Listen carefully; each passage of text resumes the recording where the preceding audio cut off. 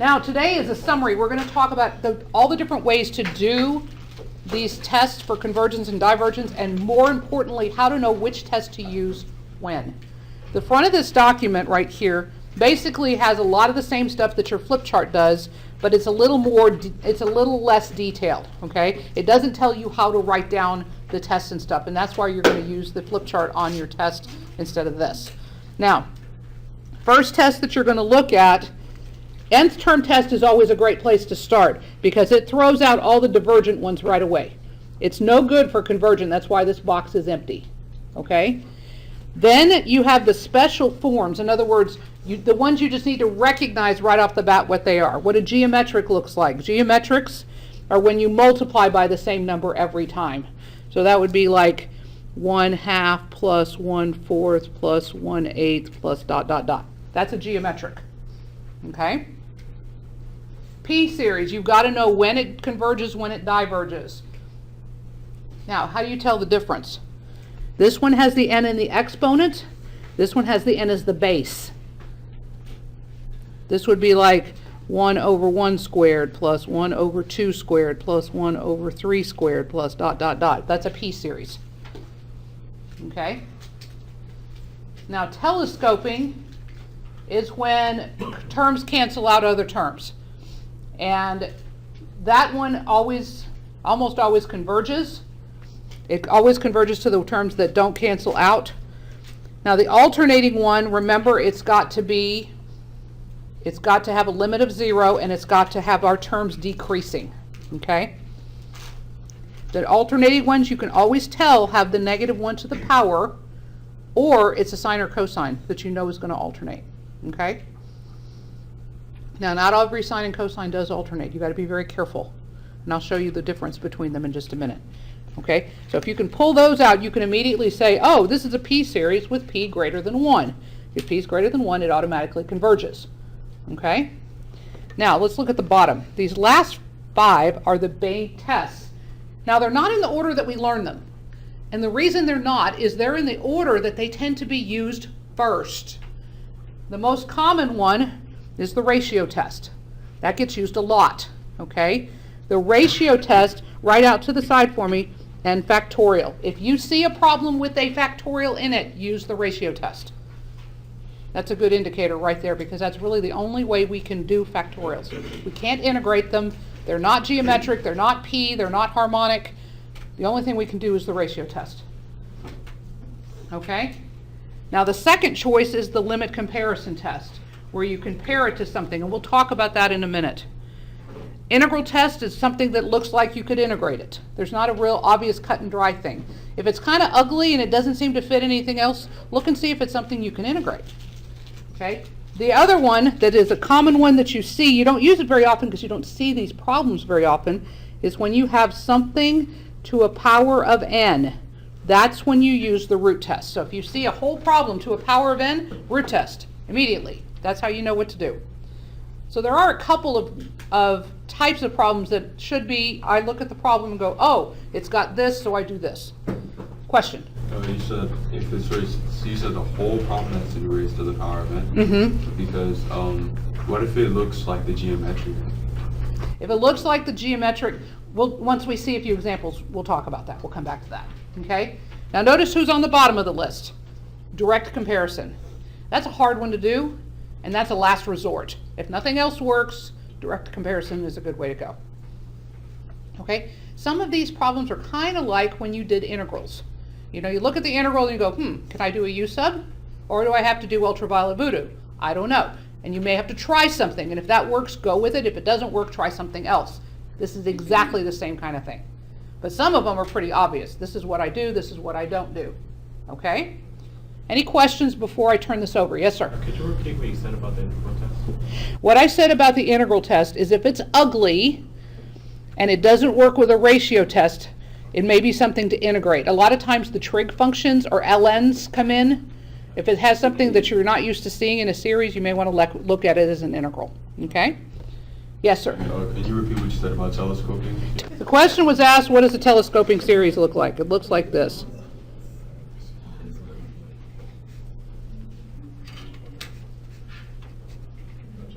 Okay.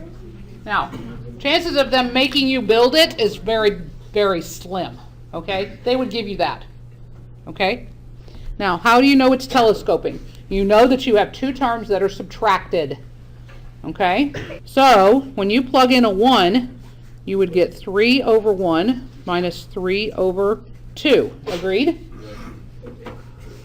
Then you would plug in a 2 and you would get 3 over 2 minus 3 over 3. Then you would plug in a 3 and you would get 3 over 3 minus 3 over 4, right? You see how this is going? Dot, dot, dot. And the last two terms are going to be this. Actually, as you get, it's not the last two terms. There aren't the last two terms. Okay? So, who's canceling? The 2s, the 3s. The 3 halves? 3/3. Will the 3/4 cancel? Yes. Okay. So how many things are left on the front? Just one. How many things would then be left on the back? Just one. Okay. So your limit, or your sum, is actually going to be, the limit as n approaches infinity, of 3 over 1 minus 3 over n plus 1. Now what's going to happen to this as you go to infinity? It's going to be 0. So your sum of the whole thing is 3. It's always going to be the first and the last. It might be the first 2 and the last 2. You have to write it out and see. Okay? So that's a telescoping. Okay? Don't show up very often, but they're there. All right. So, now let's take the paper that we had and turn to the back. Okay, I want you to give this thing a once over. And this is probably a good thing to do on the test day.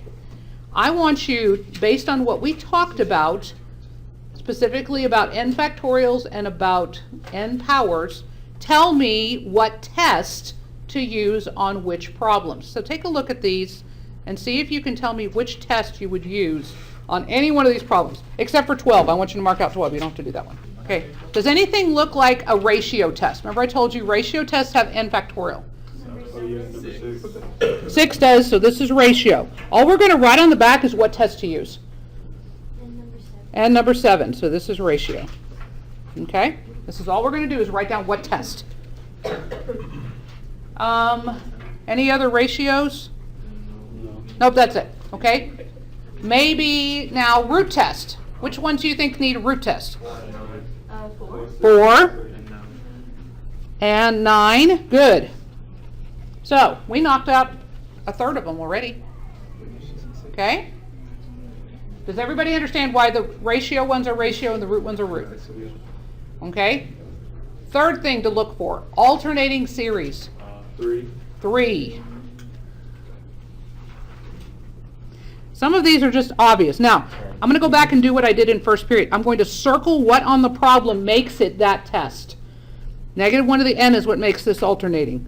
Nth power is what makes that root. N factorial is what makes that ratio. Same thing here. And then the nth power makes that a root.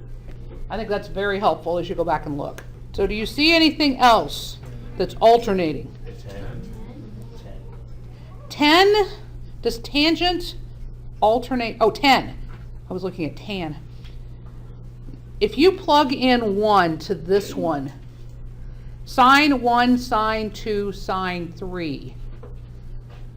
Those are not alternating, but if it was sine 1 pi, sine 2 pi, sine 3 pi, then it would possibly be that way.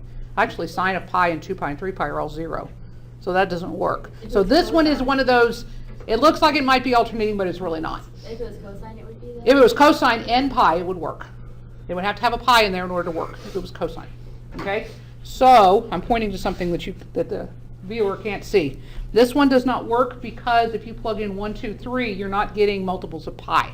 It needs a pi in there and a cosine if it's going to alternate. Okay? So let's go back and look at the rest of them. Oh. Yes? If it was n or n plus 1, it would be alternating. For alternating? It has to have the -1 power, or it has to be, number 10, it would have to be cosine of n pi. No, I'm talking about number 3. Just because it has -1 to the n. That's fine. It could be n or n plus 1. It doesn't matter. Yes, ma'am? Is 11 integral? Is 11 integral? That's a good question. Okay, do you know the antiderivative of tangent? Yes. You could do What if we split it One into over sine x over cosine? squared.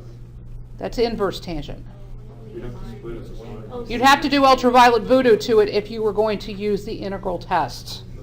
And that's a pretty ugly inside of a tangent. So I would shy away from that. But there is another one on this page that's a good integral test question. Look at the ones remaining. 1, 2, 5, 8, and 10. 5. 5 is a good integral test question. Okay? Because it's got that square root and an ln, and it just looks different from everything else that we see. Now, what is the inner function that you see here? Even more than that. ln of n plus 1 is the inner function.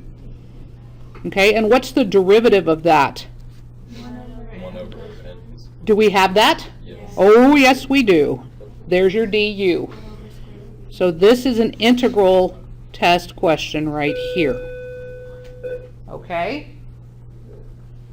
So, if you're looking at it, you're going, yeah, that's kind of ugly, but it doesn't have factorials and it doesn't have n powers. Try to integrate it, just in your head, see if it's going to work. That works beautifully. That's an integral test question. Okay? All right, let's take a look at the rest. Look at number 1. Okay, number 1 is a great nth term test. Go back and look at nth term test on the front if you don't remember what it is. You can cancel out something. Kind of, yes. We're going. If you just take the limit as n approaches infinity of this problem as it sits, I told you yesterday that if the powers are the same, what do? Leading coefficient, so that limit's going to be 1.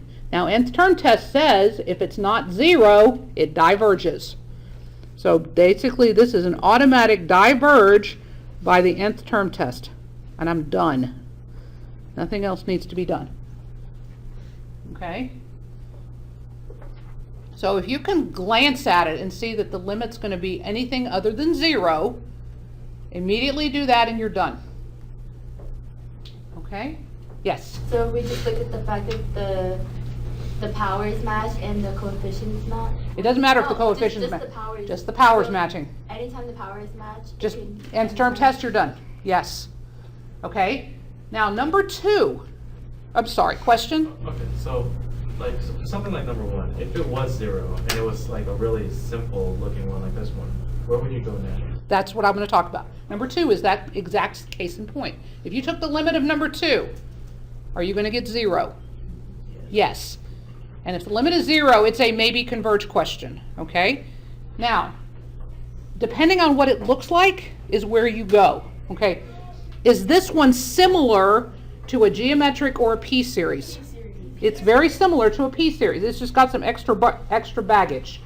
Okay? So we're going to do a limit comparison to this. That's where I would go next. If it matches a p-series or geometric, and it's just got a little extra baggage, do a limit comparison. Okay? Now the limit comparison, I'm going to compare to the p-series that it looks like, which is 1 over n squared. Okay. When you do the comparisons, I strongly recommend that you call one of them A and one of them B, so when you go to write your sentence, it's much easier. You don't have to write out the whole series. So, the way the limit comparison works is this. Pick a function to compare to. Take the limit of the ratio. It doesn't matter who's on top. If it gets a number answer, they do the same thing. They either both converge or both diverge. Because I know what this one does. What does this one do? It converges because p is greater than 1. Okay? So we're going to now do the limit as n approaches infinity of one function over the other. Now, I told you it doesn't matter who's on top, but for cleanup purposes, you want the simple one on top, which is b. So write 1 over n squared over 1 over n squared plus 4 equals. N squared plus 4 over n squared. Exactly. This is the limit as n approaches infinity of n squared plus 4 over n squared. Okay? The reason you want this is because you want the simple one on the bottom so you can break it into separate fractions. The limit is 1. So the limit as n approaches infinity of 1 plus 4 over n squared. And that limit is, what does the 4 over n squared do?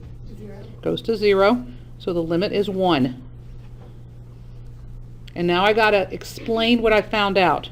And basically it is since b of n converges,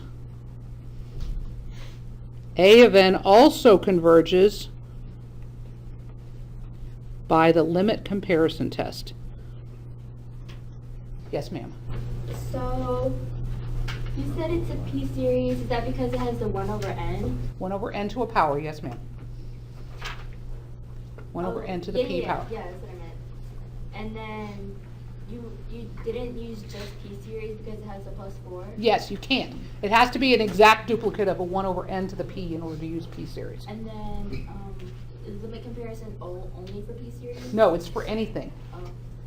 If you can compare it to one of those 4 at the top, the geometric or the p, then do it. That's what those 4 are kind of separate to show you what you can compare to. All right? Now, we've taken care of 1 through 7. Look at number 8. Okay? Now, this one can actually be done 2 ways, about the same level of difficulty for both. Let's take this thing and rewrite this. This is 12 over 7 n to the what power? 3 halves. Now, I need to talk about the difference between number 2 and number 8. Number 2 is not a p series because of the plus 4. However, number 8 is a p series because of the 12 over 7. What's the difference between the two? Why does... Oh, the 7's being multiplied? It's being multiplied to the p series. If it's being multiplied, it's okay. Because you can basically, just like an integral, you can pull constants that are multiplied out. So this is the same thing as 12 over 7 times the series, n equals 1 to infinity, of 1 over n to the 3 halves. So it's 12 sevenths times a p series. Okay? Now, when you're writing down a p series, there's no test for this. It just has to do with what p series do. Is that one going to converge or diverge? Okay, where's the dividing line between converge and diverge? If it's 0. It's 1. Go back and look at the other side if you're not sure. For p series, the difference is 1. If it's greater than 1, it converges. If it's between 0 and 1, it diverges. Actually, if it's less than or equal to 1, it diverges. Okay? So, this is greater than 1. Since 3 halves is greater than 1, the series, or you can say the p series, converges. And that's all you got to say. It's not really a test. It's just what it is. Yes, ma'am. Which test was it when we had to like find the sum? It was like S. Okay, Oh, S equals is like 1 over 1 minus that's the geometric. geometric. And it's on the sheet right here. Yeah, right here. There's the sum of the geometric. Now, it'll ask you specifically for the sum if they want it. All they usually care about is convergence or divergence. Okay? Are you good with that one? Yes, ma'am. Do you go by the power? Yes, because it's n to the p. Now, notice what it says. You notice it says n to the p. If p is greater than 1, it converges. Yes, p is for power. All right, so we're down to number 10. What tests have we not used yet? Direct comparison, okay? And Telescoping is really not a test, it's just a kind of series. Okay, we haven't done a direct comparison, but we can to this one, because if we took the sign off and just replaced it with a 1, we would have a kind of series that we are familiar with. We're going to do a direct compare to 1 over 2 to the n. Why am I picking 1? Because sine will never be bigger than 1, correct? I don't care what number I plug in for n. The answer will never be bigger than 1. Okay, now the question is, what kind of series is 1 over 2 to the n? No, it's not a p-series. P-series has a constant power. This one has the constant base. This is geometric. Okay, can't see? Oh yeah, I raised it too far, sorry. All right, let's start plugging in values and you're going to see what this is. What is n equals 1? What's it going to be? That's 1/2, right? N equals 2. 1/4. N equals 3. 1/8. N equals 4. 1/16. Dot, dot, dot. Do you see now that it's geometric? Am I multiplying by the same thing every time to get from one to the next? Yes. Okay. This is geometric. What is R? 1/2. All right. Now, if you don't remember the rule, go back to the front of this paper and look. Depending on what R is, does it converge or diverge? Diverge. Let's take a look. Whoops. Try again. It says it converges if the absolute value of R is less than 1. What's the absolute value of a half? A half. Is half less than 1? Yes. So it's going to converge. Okay? So therefore it converges. Okay? Now this is the original problem is A of n, this is my B of n. Remember with compares I like to do that. So, sine of n over 2 to the n will always be less than or equal to 1 over 2 to the n. And you can just make that as a statement. Because sine is always less than 1. Sine wave, always less than 1, right? Less than or equal to 1. Now, B of n, the right-hand one, converges. And A is less than it, so is A going to have to converge too? Yes. Here's B, it's converging. A's underneath, it has to converge also. It's forcing it down. And we can say since B of n converges, A of n also converges by the direct comparison test. I'm going to be honest with you, 10 and 11 and 12 are hard. AP doesn't always throw hard ones at you. But it's a good stretch. It's mental calisthenics. It's a good stretching your brain. If all you did was lift 5 pounds weights, you'd never get any stronger, right? Sometimes you got to lift 10, 20, 30. All right, number 11. Question on this one first. What's that say right there? Direct Where it says A of and n also converges. also. Oh. Yeah, my sloppy handwriting. Also converges by the direct comparison test. Now, this is kind of a little trick I've just discovered. If you have something like this, where you have like a trig function with something ugly on the inside, try a limit comparison with what's on the inside. Okay? So watch this. We're going to do a limit comparison to 10 over n. That's my B. This is my A. All right. What does this thing do as n gets bigger? It gets Smaller. 10 to infinity. Well, it's a harmonic series, isn't it? Think about it. 10 over 1, 10 over 2, 10 over 3, 10 over 4, 10 over 5. It's harmonic. Harmonics converge or diverge? They diverge. Harmonics diverge. Okay? Now with limit, remember, take the limit, get a number. If they get a number, they do the same thing. So let's try it. We're going to do the limit as n approaches infinity of, which one do I want on top? The simpler one, 10 over n, over tan of 10 over n. Now, if I plug in infinity to both of these, I'm going to get 0 on top and tan of 0, which is 0 on the bottom. So I get 0 over 0, which means I need to keep going. How? L'Hopital's rule. So we're going to write L hop right here, and we're going to do limit as n approaches infinity of, Derivative of the top. Can anybody do that real quickly? 10 over negative 10 over n squared. It is negative 10 over n squared. How did you do that? Well, it's n to the negative 1 minus 1 is negative 2. Okay, hold on just a minute. So how'd you get a negative 1 again? Because it's on the bottom. It's on the bottom. Okay, that's what I wanted you to say. So since that n's on the bottom, move it up.